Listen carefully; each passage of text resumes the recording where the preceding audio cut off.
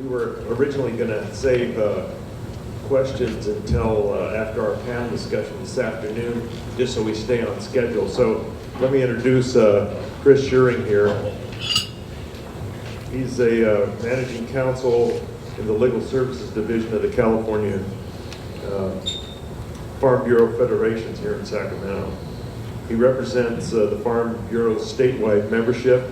A principal area of his practice relates to water law and policy. Another UC Davis graduate, welcome Chris Scheuring.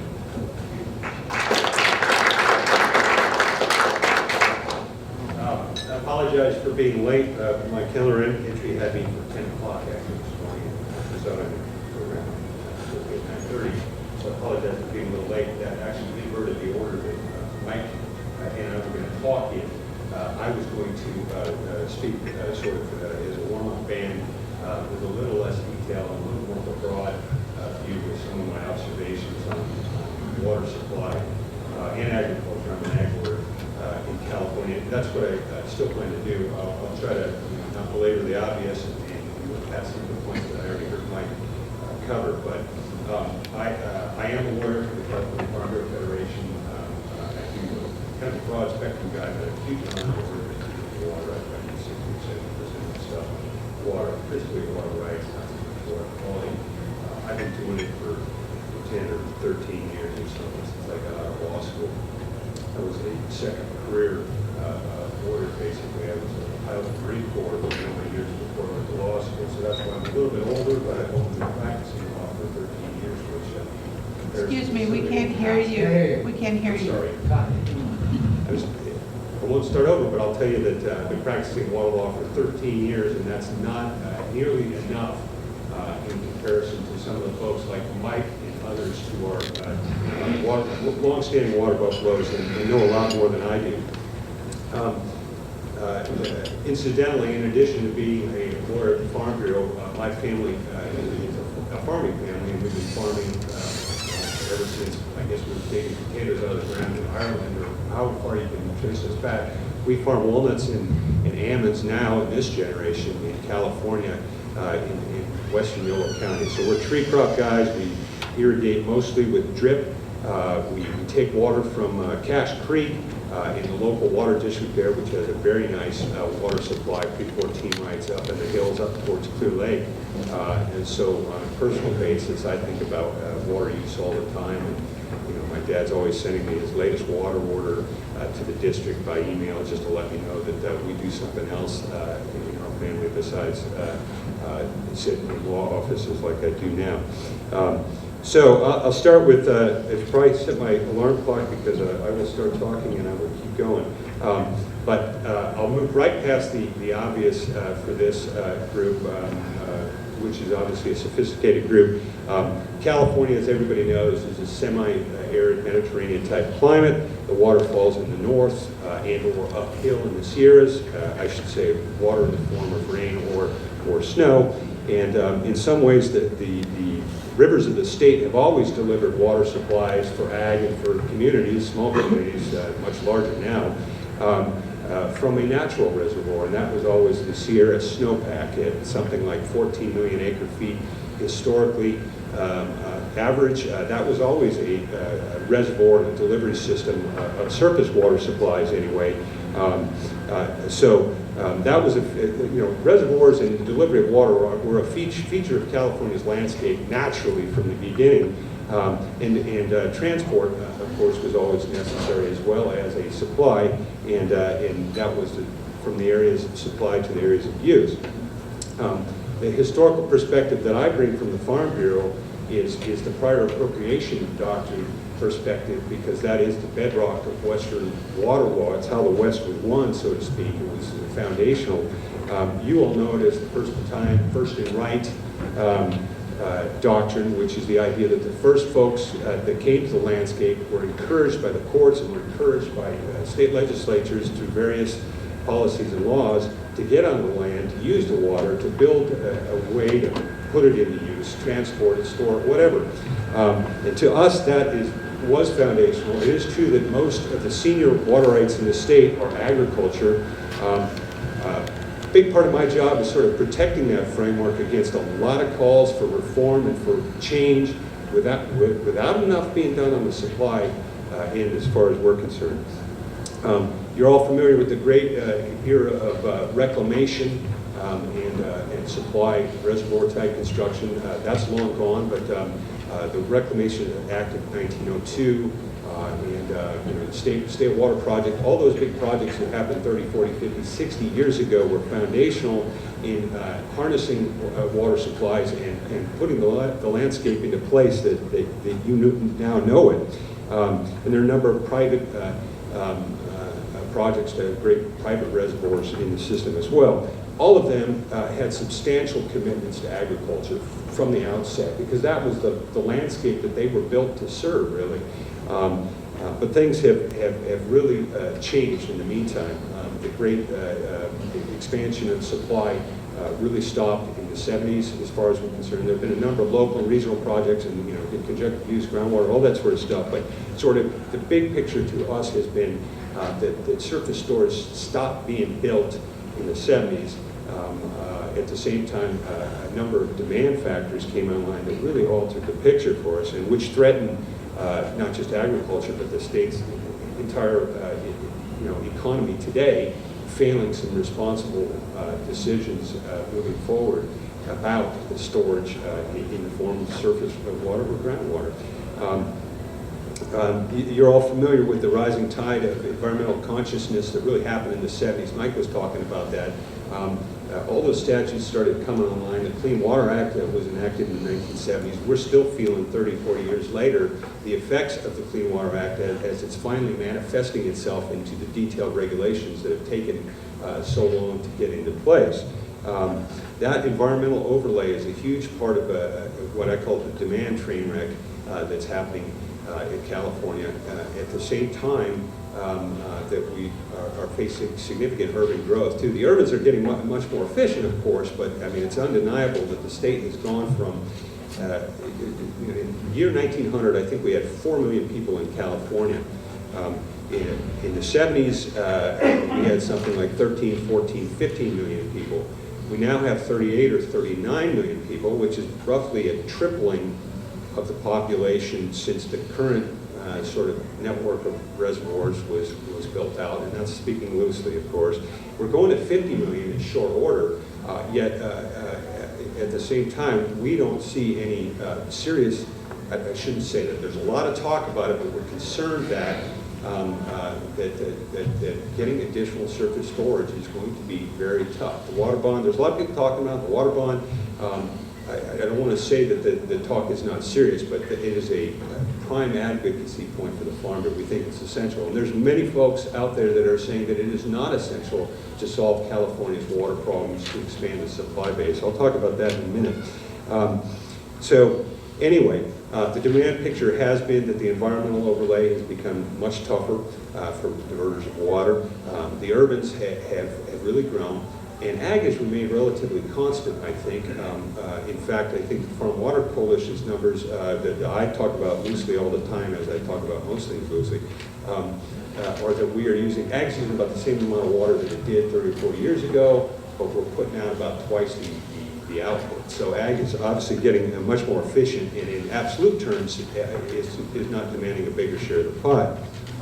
Other folks are. For us, the other thing I should throw in, and you probably maybe already had a little bit of discussion about this, the other thing that's hitting us is on the supply side. You would think that, well, at least supply is fixed. It's not necessarily fixed because of what's happening with global warming. The Sierra snowpack is at 14 million acre feet or something like that as a historical average. I think the projections are, and the projections are totally loosey-goosey because nobody knows for sure, but it's probable that it's going to go down towards something like 20% less than that. We're going to yield 11 million acre feet instead of 14 million acre feet from this Sierra snowpack because of the loss of snowpack and more waterfalls as rain runs off, and the reservoirs are going to have to be reoperated to a certain extent to reserve more flood control space, and that means less storage. So we've got, actually, if you think about it in the long term, we probably got supply moving in an opposite direction from demand. For us, the solution set, there could be a whole bunch of things, and there probably do have to be a whole bunch of things. Environmental reform is one thing that my members are calling for, at least some of them. It may not be very realistic. I don't know. There have been bills with respect to delta pumping, certainly. You know, there was a call for ESA reform. There was a Pombo bill a few years ago that didn't really get too far, I don't think. Last year, or the year before, we had HR 1837, which was a Devin Nunes bill, which would have changed the operation of the pumps and relaxed the requirements to a certain extent. I think that's a fair characterization. That are currently in place because of the delta smelt and other species. That did not go. There's another Costa bill in front of Congress in some fashion right now. I don't know what the prospects are for that. I haven't spoken to our person back in Washington, but that would do something similar.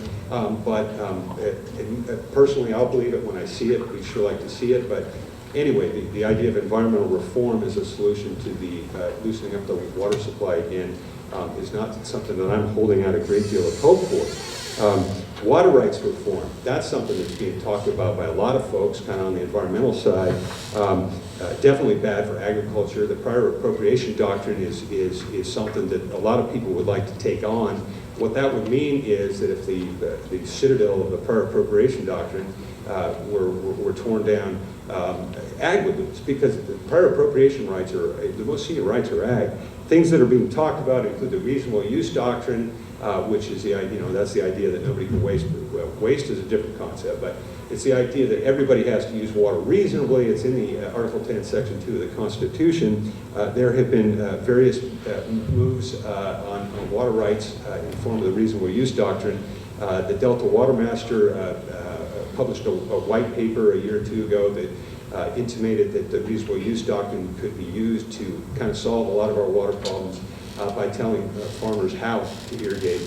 Obviously, my folks strenuously oppose that. Farmers are getting better at irrigating through efficiency, and it's in their best interest to do so, but doing it through regulation is going to crash certain folks' way of doing business.